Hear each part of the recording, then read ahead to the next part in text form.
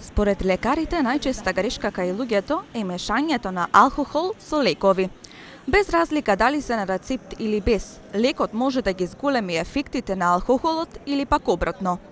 Главниот проблем настанува што во секојдневието се почести се симптомите на несуница, вознемиреност, болки, грипови и слично. Во овие ситуации конзумираме лекови, а токму алкохолот во тој миг е најмалку потребен. Затоа лекарите предупредуваат на најчестите лекови на рецепт кои не треба да се мешат со алкохол се бензодиазепини, односно лекови за анксиозност, несолица или напади. Опиодни лекови против болки, антидепресиви, антипсихотици и некои антибиотици.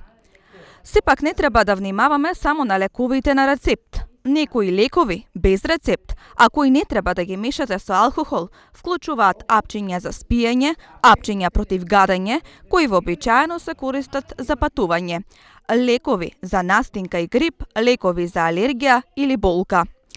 Постарите луѓе не ги разгледуваат лековите толку брзо како младите и често земаат повеќе од еден лек. Тие се исто така почувствителни на ефектите и лековите кои влијаат на мозокот и ќе доживеат повеќе несакани ефекти како што се вртоглавица или пак падови.